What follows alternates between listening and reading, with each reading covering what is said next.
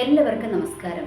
ഇന്ന് ഈ ക്രിസ്ത്യൻ ആത്മീയ ഗോളത്തിലേക്ക് നമ്മൾ പോലും അറിയാതെ വളരെ മൈന്യൂട്ടായിട്ട് വളരെ ചെറുതായിട്ട് ഇങ്ങനെ നുഴഞ്ഞു കയറിക്കൊണ്ടിരിക്കുന്ന ഒരു സ്പിരിറ്റാണ് ഈ ടെംപ്റ്റേഷൻ്റെ സ്പിരിറ്റ് എന്ന് പറയുന്നത്, പ്രലോഭനത്തിൻ്റെ സ്പിരിറ്റ്. അപ്പോൾ ഈ പ്രലോഭനം എന്ന് പറയുമ്പോൾ നമ്മൾ വിചാരിക്കും ഇപ്പോൾ വലിയ വലിയ വലിയ കാര്യങ്ങളിലുള്ള പ്രലോഭനം. അല്ലല്ലല്ല, ഈ വലിയ വലിയ കാര്യങ്ങളിലേക്ക് പോകുന്നതിന് മുൻപേ ഈ സ്പിരിറ്റ് കയറുന്നത് എങ്ങനെയാണെന്നറിയാമോ? ഇത് വളരെ ചെറുതായിട്ട് ചെറിയ ചെറിയ കാര്യങ്ങളിൽ കൂടെയാണ് ഇത് നമ്മളുടെ ജീവിതത്തിലേക്ക് കടന്നു കൂടുവാനായിട്ട് ശ്രമിക്കുന്നത്. അപ്പോൾ ഇത് എന്നിട്ട് ഇതിൻ്റെ അടുത്ത ഒരു രൂപഭേദം എന്താണെന്ന് വെച്ചാലും എല്ലാം സാധൂകരിക്കുക എന്ന് വെച്ചാൽ അതൊന്നും കുഴപ്പമില്ലെന്നേ, അതൊന്നും സാരമില്ലെന്നേ എന്നുള്ള രീതിയിൽ എന്താണ് ഈ സ്പിരിറ്റ് ഇങ്ങനെ വർക്ക് ചെയ്തുകൊണ്ടേയിരിക്കും. ഇനി അതിൻ്റെ ഒരു എക്സ്ട്രീം ലെവൽ എന്ന് പറയുന്നതാണ് നമ്മൾ ഉദ്ദേശിക്കുന്ന വലിയ വലിയ പ്രലോഭനങ്ങൾ എന്ന് പറയുന്നത്. ഓക്കെ, അപ്പോൾ ഈ ചെറിയ പ്രലോഭനങ്ങളിൽ പോലും എന്താണ് നമ്മളുടെ ആത്മീയ ജീവിതത്തെ അത് തകർത്ത് കളയും, ദൈവവുമായിട്ടുള്ള നമ്മളുടെ ബന്ധത്തിന് വിഘ്നം വരുത്തും. ഇനി അതുകൂടാതെ നമ്മളുടെ നിത്യത പോലും അത് തടസ്സമാക്കും എന്നുള്ളതും ഒരു വളരെ പ്രധാനപ്പെട്ട കാര്യമാണ്. അപ്പോൾ നമ്മൾ മനസ്സിലാക്കേണ്ട ഒരു കാര്യമുണ്ട്, പലതും ഇന്ന് ആത്മീയ ഗോളത്തിലേക്ക് കടന്നുകൂടിയിരിക്കുന്നത് എവിടുന്നാണ്? പുറത്തു നിന്നുവാ അല്ലേ? എങ്ങനെയാണ് കടന്നുകൂടിയിരിക്കുന്നത്? നമ്മൾ മറ്റുള്ളവർ ചെയ്യുന്നതെല്ലാം നമ്മൾ പറയും, അത് അവരും ചെയ്യുന്നുണ്ടല്ലോ, അതുകൊണ്ട് കുഴപ്പമില്ല. അങ്ങനെ അത് എന്താ പറയുക, ചെറിയ ചെറിയ കാര്യങ്ങൾ ഇങ്ങോട്ട് കടന്ന് വന്നിട്ടാണ് പിന്നെ അത് എന്തായിട്ട് മാറുന്നത്? വലിയ കാര്യങ്ങളായിട്ട് മാറുന്നത് എന്നുള്ളൊരു യാഥാർത്ഥ്യം നമ്മൾ മറക്കാതിരിക്കുക. കുറച്ച് വർഷങ്ങൾക്ക് മുൻപേ എൻ്റെ ജീവിതത്തിലുണ്ടായ ഒരു ഇൻസിഡൻറ്റ് പറയാം. അപ്പോൾ ഞാൻ ഇങ്ങനെ ഒരു സ്ഥലത്ത് താമസിച്ചുകൊണ്ടിരിക്കുകയാണ്. അപ്പോൾ എൻ്റെ വീടിൻ്റെ അടുത്ത് ഒരു ആൻറ്റിയുണ്ട്. ആ ആൻറ്റി ഒരു പാസ്റ്ററിൻ്റെ വൈഫാണ്. അപ്പോൾ ഈ ആൻറ്റി എന്താണെന്ന് വെച്ചാൽ, ഞാൻ ഒറ്റയ്ക്ക് ഉള്ളത് കൊണ്ട് ഈ പുള്ളിക്കാരത്തി എന്ത് ചെയ്തു, ഒരു ചെറിയ പാത്രത്തിൽ എനിക്ക് എന്തോ ഒന്ന് കൊണ്ടുത്തന്നു. എനിക്ക് തോന്നുന്നു ഒരു കറിയാണോ എന്തോ പായസമാണോ എന്തോ ഒന്ന് കൊണ്ടെത്തുന്നു. അപ്പോൾ ഈ പാത്രം എന്ന് പറയുന്നത് നമ്മൾ ഈ ഹോട്ടലുകളിൽ നിന്നൊക്കെ മേടിക്കുകയില്ലേ, എന്ന് വെച്ചാൽ നമ്മൾക്ക് പാർസലായിട്ട് കിട്ടുന്ന സാധനത്തിന് ഒരു പ്ലാസ്റ്റിക്കിൻ്റെ കുഞ്ഞു പാത്രമുണ്ടല്ലോ, അങ്ങനത്തെ ഒരു പാത്രമാണ്. ഓക്കെ, അപ്പോൾ ഇത് കൊണ്ടെത്തുന്നു. അപ്പോൾ ഞാൻ വിചാരിച്ചു ഇനി ആ ആൻറ്റിക്ക് എന്ത് കാണിക്കാൻ, അത് തിരിച്ചു കൊടുത്തിട്ട് ഒരു കാര്യമില്ല. കാരണം നമ്മളും അങ്ങനെയാണല്ലോ ചെയ്യാറ്. കാരണം നമ്മൾ എന്തെങ്കിലും ഒരു പാർസൽ ഒരു സാധനം മേടിച്ച് കിട്ടുന്ന ആ പാത്രത്തിനെ കൊണ്ട് ഒരു ഗുണമില്ല, കാരണം അതിന് ക്വാളിറ്റി ഇല്ല. അതുകൊണ്ട് നമ്മളത് ദൂരോട്ട് കളയാറാണ് പതിവ്. ഓക്കെ, അങ്ങനത്തെ ഒരു പാത്രമാണ്. അപ്പോൾ ഈ ആൻറ്റി അങ്ങനെ ഒരു പാത്രത്തിൽ എനിക്കൊരു ഭക്ഷണം കൊണ്ടെത്തന്നു. ഞാനത് കഴിച്ചു. എന്നിട്ട് ആ പാത്രം ഞാനത് അവിടെ തന്നെ വെച്ചു. ഞാനിത് ആൻറ്റിക്ക് കൊടുക്കാനൊന്നും പോയില്ല, കാരണം അവരെന്നോട്ട് അത് ചോദിച്ചും വന്നില്ല. കാരണം ആ പാത്രത്തിന് അത്രേ വാല്യൂ ഉള്ളൂ, അതുകൊണ്ട് അവർ ചോദിച്ചും വന്നില്ല, ഞാനൊട്ടത് കൊടുത്തുമില്ല. ഓക്കെ, ഒരു ദിവസം ഞാൻ സൺഡേ ആരാധനയൊക്കെ കഴിഞ്ഞ് വന്ന് കർത്തൃമേശയൊക്കെ കഴിഞ്ഞ് വന്ന് ഞാനിങ്ങനെ കിടക്കുകയാണ്. അപ്പോൾ ഉച്ചമയക്കത്തിൽ ഇങ്ങനെ കിടക്കുകയാണ്. അപ്പോൾ ഇങ്ങനെ കിടക്കുന്ന സമയത്ത് ഞാൻ കിടക്കുന്നതിന് മുൻപ് ഞാനിങ്ങനെ ദൈവത്തോട് പറഞ്ഞു, കർത്താവേ, ഇന്ന് എനിക്ക് ഒത്തിരി സന്തോഷമുണ്ട്. കാരണം എൻ്റെ ജീവിതത്തിൽ ഇന്ന് വലിയ പാപത്തിൻ്റെ കറകളൊന്നും ഇല്ലല്ലോ. ഒരു നല്ല കർത്തൃമേശയിൽ പങ്കെടുക്കുവാൻ ദൈവം എനിക്ക് കൃപ തന്നല്ലോ. എന്ന് വെച്ചാൽ ആ സമയത്ത് ഞാൻ നോക്കുമ്പോൾ എനിക്ക് ആരോടും പകയില്ല, വിദ്വേഷമില്ല, പിണക്കമില്ല, വെറുപ്പില്ല, ഒന്നുമില്ല. എല്ലാം കഴുകിക്കളഞ്ഞ ശുദ്ധ മനസാക്ഷിയോടെ ഞാൻ എന്ത് ചെയ്തു? കർത്തൃമേശയിൽ പങ്കുകൊണ്ടും ശുദ്ധ മനസാക്ഷിയോടെ ഞാൻ കിടന്നുറങ്ങുകയാണ് എന്നുള്ള രീതിയിലും ഞാനിങ്ങനെ ദൈവത്തോട് നന്ദിയൊക്കെ പറഞ്ഞിട്ടങ്ങ് കിടക്കുകയാണ്. അന്ന് കിടന്ന് മയങ്ങിയതേ പെട്ടെന്ന് ഞാനൊരു ഒരു ദർശനമോ സ്വപ്നമോ, ഓക്കെ, നന്നായിട്ട് ഉറക്കം പിടിച്ചില്ല. അപ്പോൾ ആ സമയത്ത് ഞാനിങ്ങനെ കാണുകയാണ്. അപ്പോൾ വേറൊരു പാസ്റ്ററിനെയും ഒരു ഭാര്യനെയും കൂടി എന്നെ കാണിച്ചത്. എന്നിട്ട് എൻ്റെ അടുത്ത് വന്നിട്ട് ചോദിക്കുകയാണ്, എനിക്ക് ഭക്ഷണം കൊണ്ടെത്തുന്ന ആ പാസ്റ്ററിൻ്റെ ആൻറ്റിയല്ല, വേറൊരു പാസ്റ്ററിൻ്റെ വൈഫിനെ കാണിച്ചിട്ട് അവരെൻ്റെ വീട്ടിൽ വന്നിട്ട് പറയുകയാണ്, അവർ പണ്ടങ്ങാണ്ട് അങ്ങനെ ഒരു സംഭവം ഉണ്ടായിട്ടില്ല, പക്ഷേ ഞാൻ കാണുകയാണ്, അവർ പണ്ടങ്ങാണ്ട് ഈ തലയിൽ കുത്തുന്ന ഒരു ചെറിയൊരു സ്ലൈഡ്, നമ്മൾക്കറിയാം പണ്ടത്തെ കാലത്തൊക്കെ നമ്മൾ ഈ തലയിൽ ഇങ്ങനെ മുടി പറക്കാതിരിക്കാൻ കുത്തുന്നൊരു മൈന്യൂട്ടായിട്ടുള്ളൊരു ചെറിയ കറുത്ത ഒരു സ്ലൈഡ് ഉണ്ടല്ലോ, ഇന്ന് അതൊന്നും കിട്ടാനില്ല എന്ന് തോന്നുന്നു. ഓക്കെ, അപ്പോൾ അങ്ങനത്തെ ഒരു സ്ലൈഡ് ഉണ്ട്. അപ്പോൾ ഇത് ഇവരുടേതാണ്. എന്നിട്ട് എൻ്റെ അടുത്ത് വന്നിട്ട് ചോദിക്കുകയാണ്, അതെൻ്റെ സ്ലൈഡല്ലേ, അതെന്താ നീ എനിക്ക് തിരിച്ചു തരാത്ത? എനിക്ക് ആ സ്ലൈഡ് ഇതെൻ്റെ സ്ലൈഡല്ലേ എന്ന് ഈ പുള്ളിക്കാരത്തി വന്നിട്ട് എന്നോട് പറയുകയാണ്. എന്നിട്ട് ഞാനത് ഇത് ചെറിയതായതുകൊണ്ട് ഞാൻ തരാതിരുന്നതാണ് സിസ്റ്റർ എന്ന് പറഞ്ഞിട്ട് ഞാനത് അവർക്ക് എടുത്തു കൊടുക്കുന്ന ഒരു കാഴ്ച ഞാൻ കാണുവാനായിട്ടിടയായി. അപ്പോൾ എനിക്ക് പെട്ടെന്ന് മനസ്സിലായി, എൻ്റെ കയ്യിലിരിക്കുന്ന ആ പാത്രം അതെന്താണ്? അത് എനിക്ക് അവകാശപ്പെട്ടതല്ല, അത് ആരുടേതാണ്? അത് ആൻറ്റിയുടെ പാത്രമാണ്. അതവർക്ക് ആവശ്യമുണ്ടെങ്കിലും ആവശ്യമില്ലെങ്കിലും ഞാൻ എന്ത് ചെയ്യണം? അത് തിരിച്ചു കൊടുക്കേണ്ടത് എൻ്റെ ഉത്തരവാദിത്തമാണ്. അത് ദൈവം എന്നെ അവിടെ പഠിപ്പിച്ചു. പിന്നീട് എൻ്റെ ജീവിതത്തിൽ പൊതുവേ ഞാനങ്ങനെ മറ്റുള്ളവരുടെ ഒരു സാധനങ്ങളും അങ്ങനെ എടുക്കുകയും ഉപയോഗിക്കുകയും ഒന്നും ചെയ്യുന്ന ആളല്ല. ഓക്കെ, അതുകൊണ്ട് ഞാൻ എന്ത് ചെയ്തു, പിന്നീടാണെങ്കിലും എൻ്റെ ജീവിതത്തിൽ ഞാൻ വളരെ കെയർഫുള്ളായിട്ട് ആ ഒരു വിഷയത്തെ ഞാനിങ്ങനെ ഹാൻഡിൽ ചെയ്ത് പോയിക്കൊണ്ടിരിക്കുകയായിരുന്നു. അപ്പോൾ ഞാൻ പൊതുവേ എന്താ ചെയ്യുന്നതെന്ന് വെച്ചാൽ, നമ്മൾ നടന്നു പോകുമ്പോൾ റോട്ടിൽ കിടന്നൊരു മാങ്ങ വീണ് കിട്ടിയാൽ പോലും ഞാൻ എടുക്കുന്നൊരു സ്വഭാവം എനിക്കുണ്ടായിരുന്നില്ല. എന്നാൽ ഈ കുറച്ച് ഒരു 2-3 ആഴ്ചകൾക്ക് മുൻപ് ഞാനിങ്ങനെ സഞ്ചരിച്ചു കൊണ്ടിരിക്കുമ്പോൾ ഒരു മാവിൽ നിന്നും ഒരു മാങ്ങ, വേറെ ഒരു വീടിൻ്റെ അവിടെ നിൽക്കുന്ന ഒരു മാങ്ങ എന്താണ് റോട്ടിൽ വീണപ്പോൾ അത് ഒറ്റ മാങ്ങയാണ്, ഞങ്ങളുടെ മുൻപിലോട്ടാണ് അത് വീണത്. അപ്പോൾ ഞാൻ എന്ത് ചെയ്തു, വേഗം അതെടുത്തിട്ട് അത് വീട്ടിൽ വന്നിട്ട് ഞാൻ എന്ത് ചെയ്തു, ഞാനത് കഴിച്ചിട്ട് ഞാൻ നല്ല ടേസ്റ്റ് ഉണ്ടല്ലോ എന്നുള്ള അഭിപ്രായവും പറഞ്ഞു. ഓർക്കണമേ, അത് കഴിഞ്ഞിട്ട് അതെൻ്റെ ജീവിതത്തിൽ ഇല്ലാത്തൊരു ശീലമായിരുന്നു കേട്ടോ. അത് വന്നു. എന്നിട്ട് അത് കഴിഞ്ഞിട്ട് എന്താ സംഭവിച്ചെന്നറിയാമോ, ഞങ്ങൾ താമസിക്കുന്ന വീടിൻ്റെ അടുത്ത് ഒരു കുറച്ച് സ്ഥലം കിടപ്പുണ്ട്, ഒരു 10-30 സെൻറ്റ് സ്ഥലം, 10-30 എത്ര സെൻറ്റ് സ്ഥലം കിടപ്പുണ്ട്. ഓക്കെ, അത് വിൽക്കാൻ ഇട്ടേക്കുന്നത്. അതിൻ്റെ ഓണർ ഇവിടെ ഇല്ല. ആ ഓണർ എവിടെയാണെന്നറിയാമോ, അവർ വിദേശത്താണ്. അപ്പോൾ അവരത് വിൽക്കാനായിട്ട് ഇങ്ങനെ തരിശുഭൂമിയായിട്ട് ഇട്ടേക്കുകയാണ്. അതിനകത്ത് 2 തെങ്ങുണ്ട്, ഒരു മാവുണ്ട്. ഈ മാവിൻ്റെയും തെങ്ങും ഒക്കെ ആ ചുറ്റുവട്ടത്തുള്ള ആൾക്കാരൊക്കെ അതിൻ്റെ തേങ്ങയും ആ മാവിൽ നിന്നുള്ള മാങ്ങയൊക്കെ പറിച്ചുകൊണ്ട് പോയിട്ട് എന്താണ് ഉപ്പിലിടുകയും ഇതൊക്കെ ചെയ്യുന്നത്. കാരണം അതിന് ഭയങ്കര പുളിയാണ് ആ മാവിന്. നമുക്കതിൻ്റെ പഴം പോലും തിന്നാൻ പറ്റത്തില്ല, അത്ര പുളിയാണ്. അതുകൊണ്ട് ആൾക്കാർ അതിൻ്റെ പച്ച മാങ്ങ എടുത്തിട്ട് എന്താണ് അച്ചാറൊക്കെ ഇടാനായിട്ട് കൊണ്ടുപോകും. ഓക്കെ, ഇനി തെങ്ങുണ്ട്, 2-3 തെങ്ങുണ്ട്. അത് ആരെങ്കിലുമൊക്കെ വന്ന് എടുത്തുകൊണ്ട് പോകും. എന്നാൽ ഞാൻ ഒരിക്കൽ പോലും അതിൻ്റെ ഒരു മാങ്ങ എടുക്കാനോ അതിൻ്റെ ഒരു തേങ്ങ എടുക്കാനോ ഞാൻ പോയിട്ടുണ്ടായിരുന്നില്ല. എന്നാൽ അതാരെങ്കിലുമൊക്കെ വന്ന് എടുത്തുകൊണ്ട് പോകാറുമുണ്ടായിരുന്നു. ഞാൻ അങ്ങോട്ട് അധികം ശ്രദ്ധിക്കാറുണ്ടായിരുന്നില്ല. എന്നാൽ ഈ കഴിഞ്ഞ കുറച്ച് ദിവസം മുൻപേ, കഴിഞ്ഞ ആഴ്ചയാണ്, ഞാനിങ്ങനെ ബാൽക്കണിയിൽ നിന്നിങ്ങനെ ഞാൻ നോക്കി. അപ്പോൾ നോക്കിക്കൊണ്ടിരിക്കുമ്പോൾ അവിടെയുണ്ട് 3-4 തേങ്ങ ഇങ്ങനെ വീണ് കിടക്കുകയാണ്. അത് ആരും എടുക്കുന്ന കാണുന്നില്ല. എന്നിട്ട് ഒരു ദിവസം കഴിഞ്ഞു, 2 ദിവസം കഴിഞ്ഞു, 3 ദിവസം കഴിഞ്ഞു.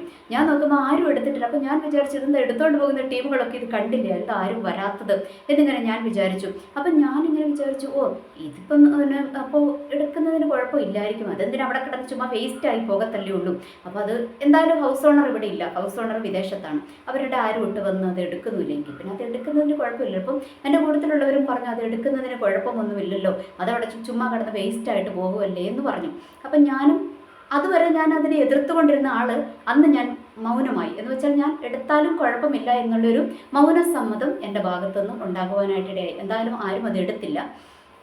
എന്നിട്ട് ഞാനപ്പം ഇങ്ങനെ ഒരു മൗനസമ്മതം കൊടുത്തു കഴിഞ്ഞപ്പോൾ എനിക്കെന്തോ മനസ്സിലൊരു കുത്തിങ്ങനെ വന്നു. അപ്പം ഞാനിങ്ങനെ ദൈവത്തോട് ചോദിച്ചു, ദൈവമേ, അത് ആരും എടുക്കുന്നതല്ലല്ലോ, അതെടുത്താൽ കുഴപ്പമുണ്ടോ? കാരണം അത് ആർക്കും ഉപകാരമില്ലാതെ പോകുന്നതല്ലേ, അതെടുത്താൽ കുഴപ്പമുണ്ടോ എന്നിങ്ങനെ ഞാനിങ്ങനെ ദൈവത്തോട് ചോദിച്ചു. എനിക്കറിയാം അത് എടുത്താൽ കുഴപ്പമുണ്ട്. കാരണം എന്താണ്, അത് നമ്മൾക്ക് അവകാശപ്പെട്ടതല്ല, അത് വേറൊരാളുടേതാണ്.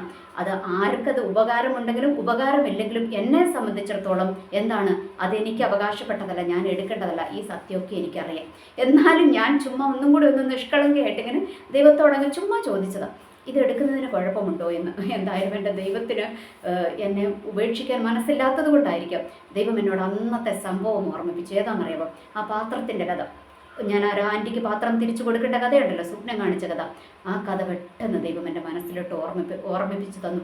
അപ്പോൾ എനിക്ക് മനസ്സിലായി, ദൈവമേ, അത് ദൈവം എനിക്ക് വീണ്ടും വാണിംഗ് തരികയാണ്. നമ്മൾക്കല്ല, അത് ആരും എടുത്തില്ലെങ്കിലും ആർക്കും ഉപകാരമില്ലാത്തതാണെങ്കിലും നമ്മൾക്ക് അവകാശപ്പെട്ടതല്ലാത്തതൊന്നും നമ്മൾ എടുക്കണ്ട എന്നും ദൈവം ഒരിക്കൽ കൂടി എന്നെ അതങ്ങ് പഠിപ്പിച്ചു തന്നു. അപ്പോൾ ഞാൻ ദൈവത്തോട് വേഗം സോറി പറഞ്ഞു, കർത്താവേ, എൻ്റെ മനസ്സിൽ അങ്ങനെ ഒരു ചിന്ത വന്നതിനെ ഓർത്ത് ഞാൻ മാപ്പ് ചോദിക്കുന്നത്. അപ്പോൾ എൻ്റെ കൂട്ടത്തിലുള്ളവർ വീണ്ടും പറഞ്ഞപ്പോൾ ഞാൻ അവരോട് പറഞ്ഞു, വേണ്ട, എന്തിനാ അതുകൊണ്ട് നമ്മൾക്കൊരു ഉപകാരമില്ലല്ലോ എന്ന്. അപ്പം ഇവരും പറയുകയാണ്, കറക്റ്റ്, അതുകൊണ്ട് നമുക്ക് എന്ത് ഉപകാരമാണ്, അതുകൊണ്ട് ഒരു കാര്യവും ഇല്ല എന്ന് അവരും പറയുവാനായിട്ടിടയായി. ഓക്കെ, എന്നിട്ട് ആ ദിവസം കഴിഞ്ഞു. നെക്സ്റ്റ് ഡേയിൽ ഇവിടെ നിന്ന് ഞാൻ വീണ്ടും നോക്കുമ്പോൾ അങ്ങോട്ട് നോക്കിയതല്ല, ആ തേങ്ങയെ നോക്കിയതല്ല, ഞാനിങ്ങനെ ചുമ്മാ ഇങ്ങനെ നോക്കിയതാ. ഒഴിഞ്ഞു കിടക്കുന്ന പറമ്പാണല്ലോ, നമ്മൾക്ക് ധൈര്യമായിട്ട് അങ്ങോട്ട് നോക്കിയതാ. അന്നേരം നോക്കുമ്പോൾ അവിടെ ഒരു ഒറ്റ തേങ്ങയും ഇല്ല, ഒന്നുമില്ല. എന്താ, അത് വേറെ ആരോ ഒന്ന് എടുത്തോണ്ട് പോയി. ഓക്കെ, ആ അടുത്ത വീട്ടിലൊരു ആൻറ്റി വന്നിട്ട് അത് എടുത്തോണ്ട് പോയി. അപ്പോൾ ഈ 3-4 ദിവസം എന്തുകൊണ്ട് ആൻറ്റി വന്നില്ല, അതെനിക്കൊരു ടെംപ്റ്റേഷനായിട്ട് അവിടെ ഇട്ടേക്കുമായിരുന്നു. ആരാ ഇട്ടത്? പിശാചാ ഇട്ടത്. എന്തിനാ ഇട്ടത്? എന്നെയും കൊണ്ട് അത് എടുപ്പിക്കാൻ. എന്നിട്ട് പിന്നെ എന്താണ്, എടുത്താൽ എന്താ സംഭവിക്കുന്നതെന്നറിയാമോ, അത് കുഴപ്പമില്ല എന്നെൻ്റെ മനസ്സിൽ വരും. പിന്നെ എന്താണ്, അടുത്തത് ഞാൻ മാവിനിട്ട് നോട്ടമിടും. പിന്നെ എന്താണ്, പോകുന്ന വഴിക്കൊക്കെ ഇങ്ങനെ എന്തെങ്കിലുമൊക്കെ കിടക്കുന്നതൊക്കെ എടുക്കണം എന്നുള്ളൊരാഗ്രഹം എനിക്ക് വരും. ഈ ഒരു ടെംപ്റ്റേഷൻ എൻ്റെ മുന്നിലേക്ക് കൊണ്ടുവരുവാനുള്ള കാരണം എന്തായിരുന്നു?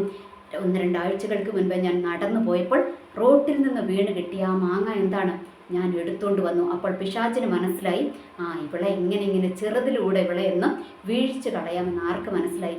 പിശാചിന് മനസ്സിലായി. അതുകൊണ്ട് പിശാച് അവിടുത്തെ മാങ്ങയുടെ വിഷയം വിട്ടിട്ട് നേരെ ഇവിടെ തേങ്ങയുടെ വിഷയത്തിലോട്ട് വന്നു. പക്ഷേ എൻ്റെ ദൈവം എന്നെ അതിന് വിട്ടുകൊടുക്കാൻ തയ്യാറാകാത്തത് കൊണ്ട് ദൈവം എന്നെ അത് പഠിപ്പിച്ച് തരുവാനായിട്ടിടയായി. അപ്പോൾ അന്നേരമാണ് ഈ ടെംപ്റ്റേഷൻ്റെ സ്പിരിറ്റിനെ കുറിച്ച് ദൈവം എന്നോട് സംസാരിക്കുവാനായിട്ട് ഇടയായത്. എപ്പോഴാണ്? ഞാൻ അതിനെ ജയിച്ചു കഴിഞ്ഞപ്പോൾ. ഓക്കെ, ആ ഒരു കാര്യത്തെ ഞാൻ ജയിച്ചതല്ല, എൻ്റെ ദൈവം എന്നെ ജയിപ്പിച്ചു, അല്ലേ? ദൈവം എന്നെ ജയിപ്പിച്ചു കഴിഞ്ഞപ്പോഴാണ് ദൈവം ആ ഒരു സ്പിരിറ്റിനെ കുറിച്ച് എന്നെ പഠിപ്പിക്കുവാനായിട്ട് ഇടയായത്. അപ്പോൾ ഈ കഴിഞ്ഞ 2-3 ദിവസം ഞാനിങ്ങനെ ആ സ്പിരിറ്റിനെ കുറിച്ച് പഠിച്ചു. സത്യമാണല്ലേ, നമ്മുടെ ആത്മീയ ഗോളത്തിലേക്ക് ഈ ടെംപ്റ്റേഷൻ കടന്നു വരുന്നത് എവിടുന്നാണ്? ചെറുതായിട്ടാണ് കടന്നു വരുന്നത്. ഇന്നത്തെ ന്യൂ ജനറേഷൻ പിള്ളേരെയൊക്കെ എടുത്താലും സോഷ്യൽ മീഡിയയിൽ എടുത്താലും അവർ പറയും, സിനിമയൊന്നും കണ്ടാൽ ഒരു കുഴപ്പവുമില്ലെന്ന്. ഓക്കെ, സിനിമയൊന്നും കണ്ടാൽ കുഴപ്പം ഇല്ല. പക്ഷേ ഇന്നത്തെ കാലത്തെ സിനിമകൾ കണ്ടാൽ കുഴപ്പമുണ്ട്. പണ്ടൊക്കെ എന്ന് വെച്ചാൽ നമ്മൾക്കറിയാം, കുടുംബ പശ്ചാത്തലങ്ങളിലുള്ള സിനിമകളൊക്കെ ഉണ്ടായിരുന്നല്ലേ, വലിയ ആൾക്കാർക്ക് ദോഷം വരാത്ത സിനിമകളൊക്കെ പണ്ടുണ്ടായിരുന്നു. ഞാൻ അന്നും ഇന്നും ഫുൾ സിനിമകളൊന്നും കാണുന്ന ആളല്ല. ഇന്നിപ്പോൾ ഞാൻ സിനിമയോട് അധികം എനിക്കൊരു താല്പര്യമില്ലാത്ത ആളാണ്. പണ്ടാണെങ്കിൽ പോലും, പണ്ട് ഞാൻ കാണുന്ന സമയത്താണെങ്കിൽ പോലും ഒരു സിനിമയെ മുഴുവനായിട്ട് കാണാനുള്ളൊരു ഒരു ക്ഷമയൊന്നും എനിക്കില്ല. ഓക്കെ, അപ്പോൾ സത്യമാണല്ലേ, ഇന്നത്തെ ഈ കാലഘട്ടത്തിലുള്ള സിനിമയിലോട്ട് വന്നു കഴിയുമ്പോൾ എന്താണ്? മുഴുവൻ അശ്ലീലങ്ങളും തെറികളും അങ്ങനെയുള്ള കാര്യങ്ങളൊക്കെ അതിനകത്തുള്ളത്, അല്ലേ? അപ്പോൾ ഇത് നമ്മൾ പോയി കണ്ടു കഴിയുമ്പോൾ എന്താ പറ്റുന്നത്? കണ്ടുപോയി കഴിഞ്ഞു കഴിയുമ്പോൾ നമ്മൾക്ക് തോന്നും ഇതൊക്കെ സർവ്വസാധാരണമാണെന്ന് വിചാരിച്ച് നമ്മളും അതിലുള്ള വാക്കുകളൊക്കെ എന്ത് ചെയ്യും? നമ്മളങ്ങ് പറയുവാനായിട്ട് തുടങ്ങും. അതിലുള്ള കാര്യങ്ങളൊക്കെ നമ്മൾ അനുകരിക്കുവാനായിട്ട് തുടങ്ങും. അതിലുള്ള ഡ്രസ്സിങ്സ് ഒക്കെ നമ്മൾ അനുകരിക്കുവാനായിട്ട് തുടങ്ങും. അതുകൊണ്ടാണ് പണ്ടുള്ള അപ്പച്ചമാരൊക്കെ പറഞ്ഞിരിക്കുന്നത്, സിനിമ കാണരുതെന്ന് പറഞ്ഞിരിക്കുന്നത്. ഇപ്പോൾ നമ്മുടെ ചെറുപ്പക്കാരൊക്കെ കാണുന്നുണ്ടല്ലേ, കണ്ടിട്ട് വന്നിട്ട് ഇവർ ഫേസ്ബുക്കിൽ വന്നിട്ട് റിവ്യൂ ഒക്കെ ഇടും. അപ്പോൾ നമ്മൾ വിചാരിക്കും, കുഴപ്പമില്ല, എന്തിനാ, കറക്റ്റാണ്, ഒരു സിനിമയൊക്കെ കണ്ടാൽ എന്തായിരിക്കുന്നത്, അതിനകത്തൊന്നും ഒരു കാര്യവുമില്ല എന്നൊക്കെ നമ്മൾ വിചാരിക്കും. എന്ന് വെച്ചാൽ ചെറിയ ഈ ടെംപ്റ്റേഷൻസുകൾ എന്ത് ചെയ്യും? ഇതൊക്കെ നമ്മളുടെ ജീവിതത്തിലേക്ക് കടന്നു വരും. ഇന്ന് അങ്ങനെയല്ലേ, സഭകളിലോട്ടൊക്കെ കടന്നു വന്നത് അങ്ങനെയല്ലേ? കഴിഞ്ഞ ദിവസം ഞാൻ സംസാരിച്ച ഈ അടി നടന്ന കാര്യങ്ങളൊക്കെ എവിടെ നിന്നാണ് വന്നത്? ഇതൊക്കെ ചുറ്റുവട്ടങ്ങളിൽ നിന്ന് നമ്മൾ കണ്ടതാണ്. ചുറ്റുവട്ടത്തുള്ള സഭകളിലൊക്കെ നടക്കുന്നുണ്ട്. അതുകൊണ്ട് ഇതിന്ന് നമ്മുടെ സഭകളിലേക്കും ഇന്നെന്താണ് കടന്നുകൂടിയിരിക്കുകയാണ്. ചുറ്റുവട്ടത്തുള്ള സ്ഥലങ്ങളിലൊക്കെ നടക്കുന്നുണ്ട്. അതുകൊണ്ട് ഇതിന്ന് കടന്നുകൂടിയിരിക്കുകയാണ്. അപ്പോൾ ഇത് സർവ്വസാധാരണമായിട്ട് അതങ്ങ് നീങ്ങുകയാണ്. എന്ന് വെച്ചാൽ കുഴപ്പമില്ലെന്നേ, ഇത് എല്ലായിടത്തും നടക്കുന്നതല്ലേ, എല്ലാവരും പറയുന്നതല്ലേ, എല്ലാവരും ചെയ്യുന്നതല്ലേ എന്നുള്ള ഒരു രീതിയിലേക്ക് നമ്മുടെ ആത്മീയ ഗോളം മാറിക്കൊണ്ടിരിക്കുകയാണ്. ക്രിസ്ത്യൻ ആത്മീയ ഗോളം മാറിക്കൊണ്ടിരിക്കുകയാണ്. ഞാൻ ക്രിസ്ത്യൻ ആത്മീയ ഗോളം എന്ന് എടുത്തു പറയുവാൻ കാരണം എന്താണ്? ഇതൊക്കെ നമ്മൾക്ക് വിശുദ്ധ ബൈബിളിനകത്ത് വ്യക്തമായിട്ട് പഠിപ്പിച്ചു തരുന്ന കാര്യങ്ങളാണ്. അത് ചെയ്യരുത്, ഇത് ചെയ്യരുത് എന്നുള്ള കാര്യങ്ങളൊക്കെ നമ്മളെ പഠിപ്പിച്ചു തരുന്നുണ്ടല്ലേ. പക്ഷെ നമ്മളെന്താണ് എല്ലാവരും ചെയ്യുന്നതല്ലേ എന്ന് പറഞ്ഞ് സ്വാഭാവികമായ കാര്യങ്ങളായിട്ട് നമ്മൾ ചെറിയ കാര്യങ്ങളെ നമ്മളുടെ ജീവിതത്തിലേക്കും നമ്മളുടെ സഭകളിലേക്കുമൊക്കെ അല്ലെങ്കിൽ നമ്മളുടെ തലമുറകളിലേക്കുമൊക്കെ നമ്മളിന്ന് എടുത്തു കൊണ്ടുവരും. എന്നിട്ട് എടുത്തു കൊണ്ടുവന്ന് കഴിയുമ്പോൾ എന്താ സംഭവിക്കുന്നതെന്നറിയാമോ?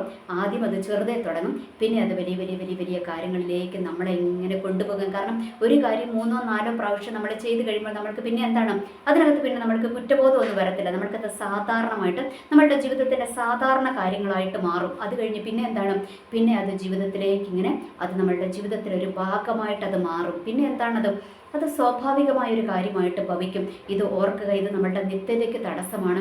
ഇത് നമ്മുടെ ആത്മീയ ജീവിതത്തിന് തടസ്സമാണ്. ആത്മീയ ജീവിതത്തിൻ്റെ വളർച്ചയ്ക്ക് തടസ്സമാണ്. ദൈവവുമായിട്ടുള്ള നമ്മളുടെ ബന്ധങ്ങൾക്കൊക്കെ തടസ്സമാണ്. എന്ന് വെച്ചാൽ നിസ്സാര കാര്യങ്ങൾ പോലും നമ്മളുടെ ആത്മീയ ജീവിതത്തിന് തടസ്സമാണ് എന്ന് ദൈവത്തിൻ്റെ പരിശുദ്ധാത്മാവ് വ്യക്തമായിട്ട് നമ്മളെ പഠിപ്പിച്ചു തരികയാണ് കേട്ടോ.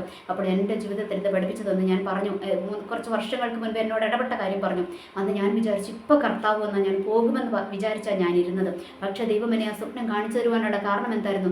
കർത്താവ് വന്നാൽ പോകത്തില്ല. കാരണം ഈ ഒരു ചെറിയ കാര്യങ്ങളുണ്ടെങ്കിൽ പോലും എനിക്ക് പോകുവാനായിട്ട് പറ്റത്തില്ല എന്ന് ദൈവം എന്നെ പഠിപ്പിച്ചു തരികയായിരുന്നു എന്ന് എനിക്ക് മനസ്സിലായി. എന്നിട്ട് വീണ്ടും ആ ഒരു ടെംപ്റ്റേഷനിലേക്ക് എന്നെ വലിച്ചുകൊണ്ട് പോകുവാൻ ആര് ശ്രമിച്ചു? പിശാച് ശ്രമിച്ചു. ഞാനും ഒരു സാധാ വിശ്വാസിയാണെന്ന് ഞാൻ എപ്പോഴും പറയാറുണ്ട്. അതൊന്നും കൂടെ എനിക്കത് ബോധ്യമാക്കി തരുന്ന ഇൻസിഡൻ്റ് ആയിരുന്നു ഈ കഴിഞ്ഞ ദിവസങ്ങളിൽ നടന്നത്, അല്ലേ?